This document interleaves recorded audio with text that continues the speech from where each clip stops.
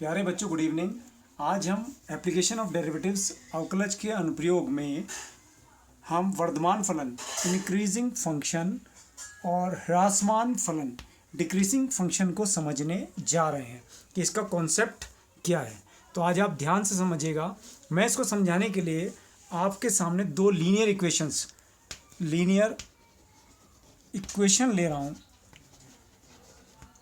Linear equation का मतलब रैखिक समीकरण।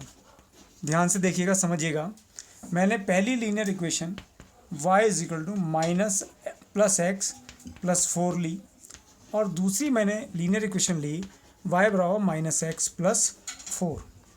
आपको याद होगा कि ये जो लीनियर इक्वेशन है ये कौन सी है? ढाल अंतःखंड रूप। ढाल अंतःखंड रूप यानी कि स्लोप, ढाल का मतलब स्लोप, इंटरसेप्ट फॉर्म। आपने पढ़ा होगा रेखा में, पिछले साल जब कक्षा 11 में आपने पढ़ा था कि ये ढाल अंतःखंड रूप जो होता है ये y = mx+c के रूप का होता है। कहने का मतलब है कि m का मान 1 है, तो इसका मतलब कि tan xi = tan 45 डिग्री।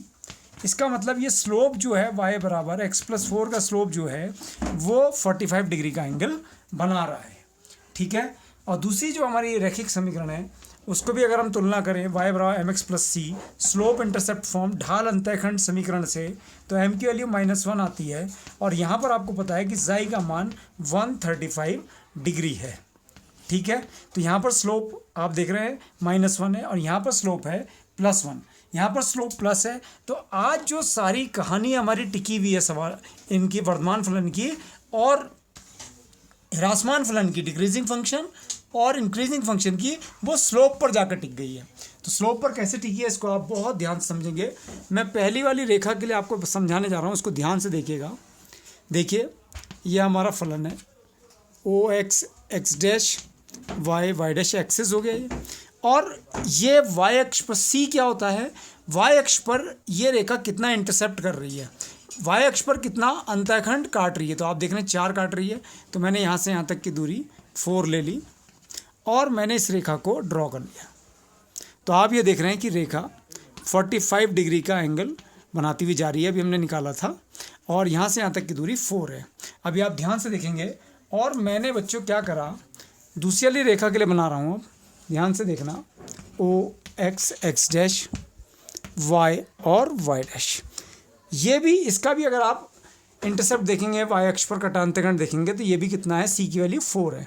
तो यहाँ पर ये दूरी भी हमारी 4 है और कितने डिग्री का एंगल बन रहा है? 135 डिग्री का। इसका जो स्लोप है, इसका जो ढाल है, इसकी जो प्रवणता है, जिसको हम प्रवणता भी बोलते हैं, जिसको हम ढाल भी बोलते हैं, कक्षा 11 में पढ़ा है, और जिसको हम स्लोप भी बोलते हैं।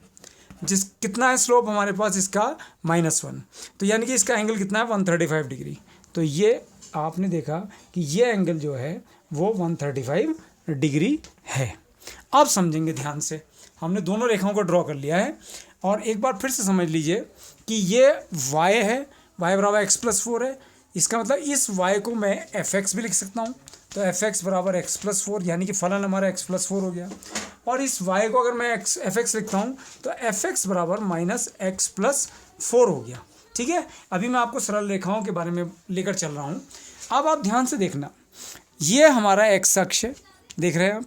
तो आप क्या देख रहे हैं कि जब x की वैल्यू यहाँ पर तो नेगेटिव है, जब ये x की वैल्यू प्लस की ओर बढ़ रही है यानी कि बड़ी होती चली जा रही है, x की वैल्यू बढ़ती चली जा रही है। जब ये 0 पर पहुँच रही है तो 4 हो गया है, और -1 पर होगी तो कुछ और होगा, 1 पर होगी तो और बड़ी हो गई, 2 पर हो गई तो कुछ और बड़ी हो गई, 3 पर हुई तो कुछ और बड़ी हो गई। यानी कहने का मतलब है कि जब x इंक्रीज कर रहा है, x क्या कर रहा है? इंक्रीज यानी कि बढ़ रहा है, तो ये fx क्या फलन है यानी y = x+4, वो भी इंक्रीज कर रहा है।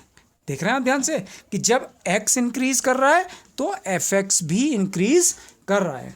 अब इस वाले में आ जाइए, बहुत ध्यान से ये देखिए, ध्यान से देखिए इस वाले में, यहाँ देखो ध्यान से। ठीक है। यहाँ पर अगर आप देखेंगे ये हमारा क्या है? fx है।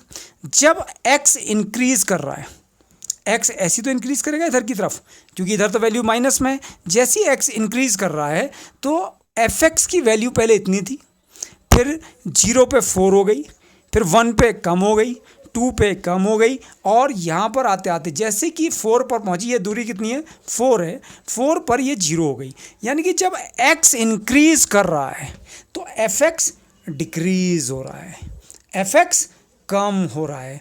इस वाले चित्र में आ जाइए, जब x इंक्रीज कर रहा था तो एफ एक्स भी ऊपर की ओर बढ़ता चले जा रहा था। इसका मतलब जब x इंक्रीज करेगा तो फलन भी इंक्रीज करेगा, एफ एक्स भी इंक्रीज करेगा, तो इसका मतलब ये वर्धमान फलन है। और जब x डिक्रीज करेगा तो एफ एक्स भी डिक्रीज करेगा। आपने देखा कि ये 0 पर तो ये 4 थी दूरी, और 4 पर कितनी हो गई है 0 हो गई। 4 पर जैसे ही हम 4 पर पहुंचे तो इसकी वैल्यू क्या हो गई 0। तो हमने क्या समझा कि जब x डिक्रीज करेगा तो एफ एक्स, जैसी एक्स इंक्रीज करेगा तो एफ एक्स क्या कर रहा है डिक्रीज करेगा। तो जब x के बढ़ने पर एफ एक्स डिक्रीज कर रहा है तो इसका मतलब हो गया कि ये ह्रासमान फलन है। ये हमें पहले ही पता लग गया था कि अगर जो स्लोप है यानी कि प्रवणता जो है वो माइनस में है, माइनस में थी तो ये डिक्रीज फंक्शन के लिए हो गई, और जब स्लोप हमारा 45 डिग्री था यानी कि m की वैल्यू प्लस में थी तो ये हमारा क्या हो गया था कि ये वर्धमान फलन हो गया था। तो मैंने कहा था कि यहाँ सारी कहानी जो है वो स्लोप पर टिकी हुई है। अब ये तो मैंने एक स्ट्रेट लाइन लेकर आपको समझाया, अब मैं इस स्ट्रेट लाइन की जगह पर आपके सामने एक वक्र लेकर चलूँगा। तो इतनी बात आपको समझ में आई होगी मेरे ख्याल से। अब वक्र देखिए आप ध्यान से, हमारे पास एक वक्र है y बराबर sine x. Why I am taking this function क्योंकि मुझे इसका कर्व पता है, मुझे इसका कर्व पता है तो इसलिए मैं इसको लेकर चल रहा हूँ। तो x, x डैश y और y डैश, ध्यान से देखिएगा जो साइन एक्स का कर्व होता है वो इस प्रकार होता है और ये ऐसे ही चलता रहता है और ये और आगे भी चलेगा, यहाँ तक हमने इसको ले लिया। आप ये देख रहे हैं कि ये 0 डिग्री है, साइन π/2 की वैल्यू आप देखते हैं यहाँ पर 1 हो जाती है, 1 हो जाती है, और यहाँ साइन पाई की वैल्यू 0 हो जाती है। ये 3π/2 है, ठीक है, ये -1 हो जाएगी, और ये 2π है और 2π पर इसकी वैल्यू 0 हो जाती है। मैंने इतना ही साइन एक्स का वक्र लिया है क्योंकि ये मुझे याद है। अब आप ध्यान से देखिएगा, अगर हमसे कहा जाए कि ये वक्र इंक्रीज कर रहा है या डिक्रीज कर रहा है तो आप यहाँ तक तो देखेंगे कि ये वक्र इंक्रीज कर रहा है। कहाँ तक? π/2 तक, देख रहे हैं आप। और π/2 के बाद इसने डिक्रीज करना शुरू कर दिया, और कहाँ तक डिक्रीज करा? 3π/2 तक, यहाँ तक इसने डिक्रीज करा यानी कि ह्रासमान हुआ। और फिर 3π/2 के बाद यहाँ से इसने फिर इंक्रीज करना शुरू कर दिया। अब बात आती है कि अगर ये पूछा जाए कि ये फलन, अभी तक जो पहला क्वेश्चन था उसमें कहीं पर भी ये बात नहीं आ रही थी कि कितने इंटरवल में यानी किस अंतराल में वो इंक्रीज कर रहा है या डिक्रीज कर रहा है, लेकिन यहाँ पर एक नई बात पैदा हो गई है कि 0 से लेकर π/2 तक, 0 to π/2 तक दिस फंक्शन इज इंक्रीजिंग, ये फंक्शन इंक्रीज कर रहा है। और π/2 से 3π/2 तक दिस फंक्शन इज डिक्रीजिंग। कहने का मतलब है अगर हम केवल इतना ही लें तो 0 से π/2 तक इंक्रीज कर रहा है, और π/2 से π तक अगर हम यहाँ तक ही लेते हैं तो π/2 से π तक क्या कर रहा है? डिक्रीज कर रहा है, ठीक है। तो मैंने आपको बताया कि सारी कहानी स्लोप पर आके टिकती है। तो हमें क्या पता लगा? 0 to π/2 में क्या कर रहा है? इंक्रीज कर रहा है, इंक्रीजिंग है। और π/2 से पाई इंटरवल में, यहाँ अब इंटरवल आ गए, पहले इंटरवल नहीं थे, π/2 से पाई में ये क्या कर रहा है? डिक्रीजिंग फंक्शन है। वहाँ इंक्रीजिंग फंक्शन था और यहाँ ये डिक्रीजिंग फंक्शन हो गया। अब इस बात को हम अच्छे तरीके से समझ लेते हैं। तो अगर हमसे पूछा जाए कि बताओ ये कहाँ पर इंक्रीज कर रहा है और कहाँ पर डिक्रीज कर रहा है, तो 0 to π/2 में तो इंक्रीज कर रहा है और π/2 से पाई में ये डिक्रीज कर रहा है। वैसे तो 3π/2 तक डिक्रीज कर रहा है, लेकिन मैं अभी इतना ही इंटरवल लेकर चल रहा हूँ, तो इसको ध्यान समझेंगे आप।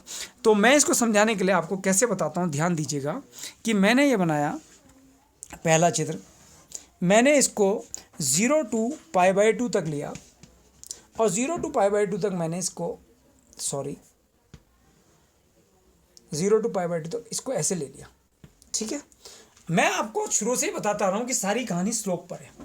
आप इसके किसी भी पॉइंट पर टेंजेंट ड्रॉ करिए at any point of this curve, ठीक है।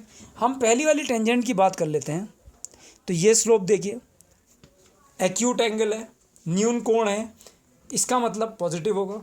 इसका स्लोप देख लीजिए, इसका स्लोप, इस वाली टेंजेंट का स्लोप, इस वाली स्पर्शरेखा का स्लोप, एक्यूट एंगल है, न्यून कोण है, पॉजिटिव होगा।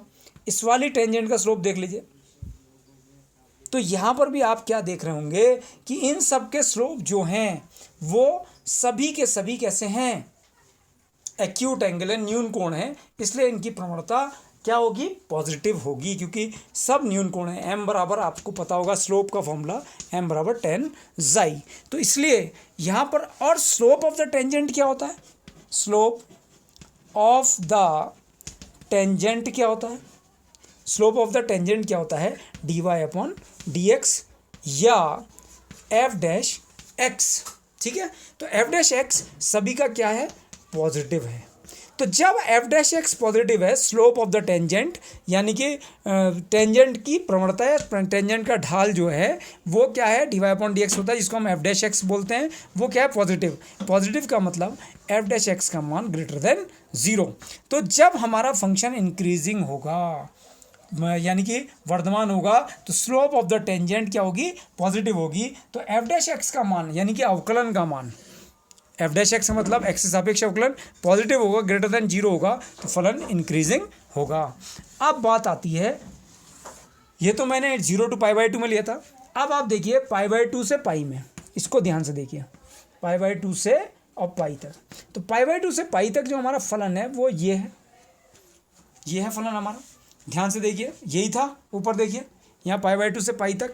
तो अब आप ध्यान से देखिए कि इसके किसी भी पॉइंट पर आप स्लोप ऑफ द टेंजेंट देखिए, ये टेंजेंट है, यहाँ टेंजेंट ये है, यहाँ टेंजेंट ये है, ठीक है। इस वाली जो टेंजेंट का स्लोप देख रहे हैं आप ध्यान से कि ये जो है ये अधिक कोण है बच्चों, अधिक कोण। तो अधिक कोण जगह है 90 डिग्री से ज़्यादा है।